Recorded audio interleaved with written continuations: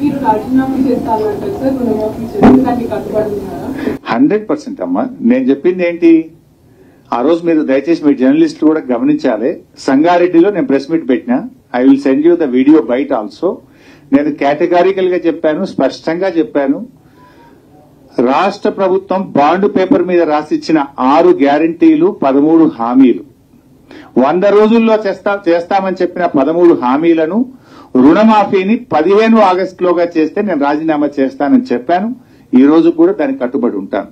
నేను ఆ రోజు ఇంకా స్పష్టంగా చెప్పాను, అవ్వా తాతలకు 4000 పెన్షన్ వస్తే నాకు ఆనందం తప్ప నేను ఒక్కరిని ఎమ్మెల్యే పదవిలో ఉండడం నాకు ఆనందం కాదు. అక్కా చెల్లెళ్లకు మరి 2500 రూపాయలు వస్తే నాకు ఆనందం, వాళ్ళ పెదవుల మీద ఉండే చిరునవ్వులో నాకు సంతోషం ఉంటుంది తప్ప నాకు ఎమ్మెల్యే పదవి అంత ముఖ్యం కాదు. ఇవాళ ప్రతి పేదవాడికి ఇల్లు ఇస్తామన్నారు 5 లక్షల రూపాయలతోని. పేదలందరికీ ఇల్లు వస్తే నేను ఆనందపడతా తప్ప నేనేదో కొత్తగా ఎమ్మెల్యే పదవి చేస్తలేను. నాకే మంత్రి పదవి, ఎమ్మెల్యే పదవి నేను కొత్తగా జీవితంలో అనుభవిస్తలేను. నా పదవి కంటే తెలంగాణ ప్రజల అక్కా చెల్లెళ్ళ అవ్వాతాతల కళ్ళల్లో వాళ్ళ పెదవుల మీద సంతోషమే నాకు ఆనందం. వాళ్ళందరికీ నువ్వు ఇస్తే, కనీసం నా ఛాలెంజ్ తీసుకొని అయినా ఇస్తే నేను రాజీనామా చేస్తే మళ్ళీ నిలబడాలని కూడా చెప్పిన. ఇప్పుడు కూడా చెప్తున్నా మీ ద్వారా, రుణమాఫీ 15 ఆగస్టులోగా పూర్తి చేయడంతో పాటు 100 రోజుల్లో అమలు చేస్తామన్న బాండ్ పేపర్ మీద రాసిచ్చిన 13 హామీలు అమలు చేయండి. I'm ready for my resignation. అన్న వాళ్ళు చెప్పిండ్రే, నువ్వు చెప్పరా అదే 4000 పింఛన్ వచ్చినా? అదే 4000 పింఛన్ కాదు రగన్న. మే నెల 2000 పెన్షన్ ఇచ్చే 2000 మే రాలే, జూన్ 2000 రాలే. 2 నెలల నుంచి అవ్వాతాతలకు పింఛన్ రాక పరిశాన్ అవుతున్నారు. ఇచ్చే ఏమన్నా చూడండి, ఉన్న కొండ నాలుగకు మంది వేస్తే ఉన్న నాలుక పోయిందట.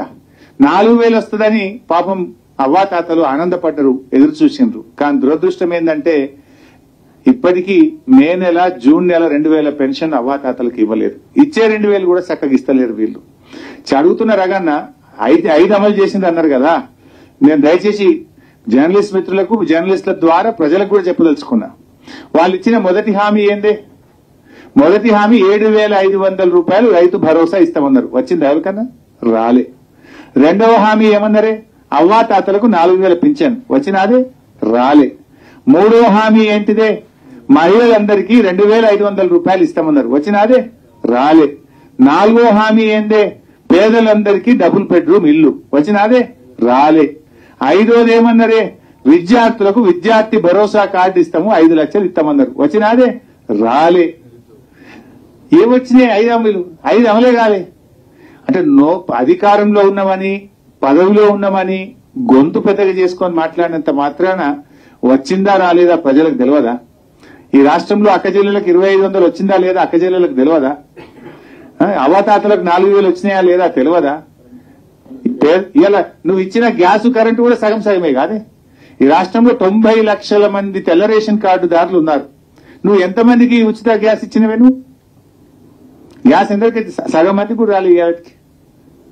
అంటే ఇలా మీరు ప్రజలను తప్పుదో పట్టే ప్రయత్నం చేస్తున్నారు. నేను ఇంకా చాలా అంశాలు మాట్లాడాలనుకున్నా కానీ ఇది కొన్ని లక్షల మంది రైతులకు సంబంధించింది కనుక నేను ఇతర అంశాల్లోకి పోవడం లేదు. దయచేసి జర్నలిస్టులను కూడా నేను కోరేది, ఎంతో ఆశతో ఈ ప్రభుత్వానికి రైతులు ఓట్లు వేసినారు. ఇవాళ వాళ్ళ ఆశలను వమ్ము చేస్తున్నది ఈ ప్రభుత్వం. ఇప్పటికే మీరు చూస్తున్నారు, రోజు పొద్దున్నే పేపర్ చూడాలంటే బాధ అవుతుంది. రైతు ఆత్మహత్య లేని రోజు లేదు.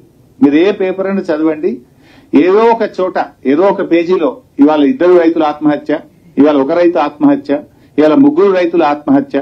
ప్రతిరోజు రైతు ఆత్మహత్యలు పత్రికల్లో కనపడతా ఉన్నాయి. దాదాపు 400 పైచిలకు రైతులు ఆత్మహత్య చేసుకున్నారు. గతంలో ఇదే విషయం మాట్లాడితే రేవంత్ రెడ్డి గారు ఆ వివరాలు పంపండి, నేను ఏదో 24 గంటల్లో వాళ్ళందరికీ నేను డబ్బులు ఇస్తా అన్నాడు.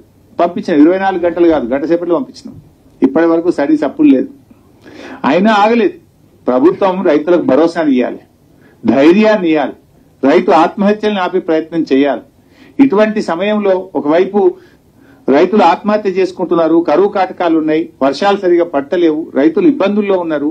ఇప్పుడు ప్రభుత్వం ఉదారంగా ముందుకొచ్చి షరతులు లేకుండా అందరికీ రుణమాఫీ చేసి రైతులకు కొండంత అండగా ఉండాలని చెప్పి ప్రభుత్వాన్ని మేము కోరుతా ఉన్నాం.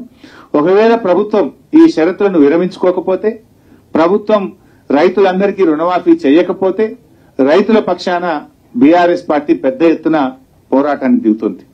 రేపు శాసనసభలో కూడా ప్రభుత్వాన్ని గట్టిగా నిలదీస్తాం, ప్రజా పోరాటాలకు కూడా శ్రీకారం చుడతాం. Thank you. I can comment అమ్మా. నా బాధ ఏంటంటే అది హెడ్డింగ్ అవుతుంది, ఇది పోతుందేమో. ఇది పాపం సంఘంగా లేనటువంటి వాళ్ళు, నోరు లేనటువంటి వాళ్ళు, పేదలైన రైతుల గురించి మాట్లాడినమ్మా. పొలిటికల్ కామెంట్స్ హైలైట్ అవుతాయి, రైతుల కామెంట్లు కింద మీద అవుతాయి. నేను మళ్ళీ 2 రోజులు ప్రెస్ మీట్ పెట్టా, దాని మీద చెప్తా. Thank you. సరిగా వాళ్ళు అంతకంటే ఎక్కువ ఏం చెప్పగలుగుతారు అన్న. వాస్తవం అయితే నీ మనసుకు నా మనసుకు తెలుసు కదని. ఇప్పుడు ఆపరేషన్ లేకుండానే మోకాళ్లకు ప్లాస్మా ట్రీట్మెంట్. మీ ఆర్థోపెడిక్ సమస్యలన్నిటికీ రోబోటిక్ టెక్నాలజీ ద్వారా తక్కువ ఖర్చుతో శాశ్వత పరిష్కారం. Free consultation. ప్రతి ట్రీట్మెంట్ పై 20% డిస్కౌంట్. ఈ ఆఫర్ కొద్ది రోజులు మాత్రమే. త్వరపడండి. V9 hospitals 9281465842.